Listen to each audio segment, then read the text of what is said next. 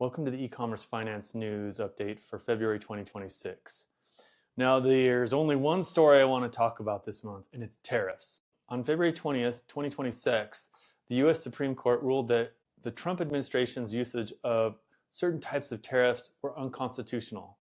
Specifically, this is the IEEPA, the International Emergency Economic Powers Act. This is the one that he'd been using for fentanyl tariffs and reciprocal tariffs. And they said that this was not a proper use of constitutional authority.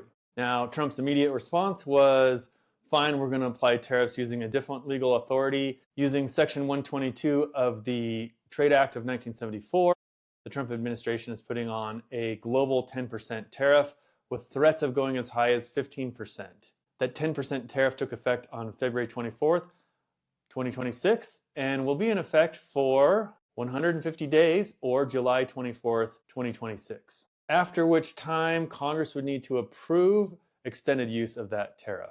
Needless to say, we're in tariff chaos once again. But the good news is the baseline tariffs are lower. They are going to require Congress to sustain. That said, we never know with this administration. President Trump is very pro-tariff, and they're going to find every legal vehicle to using tariffs wherever they can.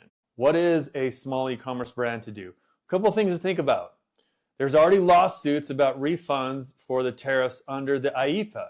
There's a good chance that you, if you were tariffed in 2025 and beyond using IEEPA tariffs, could be due a refund. The Supreme Court did not weigh in on this process. They basically delegated this to lower courts. It's probably going to be settled in the Court of International Trade, where a lawsuit went through before going to the Supreme Court. And there's already been resistance by the Trump administration, so expect a legal fight. Likelihood there'll be one of two things. You'll either have to go through a class action lawsuit or a convoluted process submitting claims for tariff refunds. So what am I doing as a small seller? Number one, get all of your duties documents in order from that period that you can go back and ask for a request of refund. Number two, pay close attention to what's going on the legal front. If it does require lawsuits, you may need to attach yourself to a class action lawsuit. Some people are saying this could take years to settle. A lot of it's going to depend on if there's additional lawsuits and how those are settled, how compliant the Trump administration is to setting up automated refund processes. Needless to say, there's probably going to be an opportunity. Maybe you'll get it, maybe it'll be easy, maybe it'll be hard, maybe it'll take a long time, maybe it won't be worth your effort. But stay tuned, and we're going to try and talk about it here on this channel and our other media here on LedgerGurus, because we've seen a lot of sellers who are punished by those tariffs. The thing to think about is there's some large companies that have already filed suit. A notorious one was FedEx, filed a large lawsuit immediately after the Supreme Court ruling. There's been other lawsuits before that.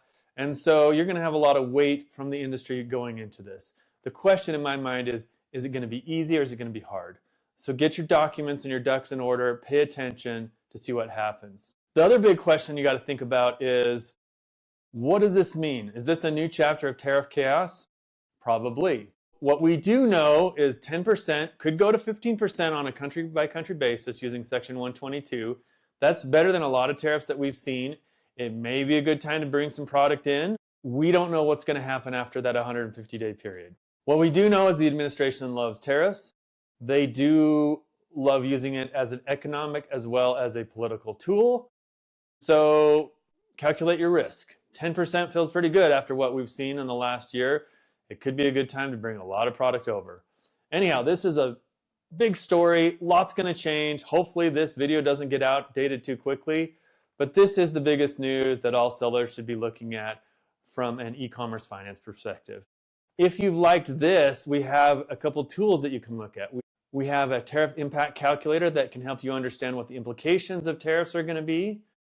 We also have a lot of other materials, whether it's our weekly newsletter, this YouTube channel, or our podcast, the E-commerce Finance Podcast, where we'll be talking about topics like this.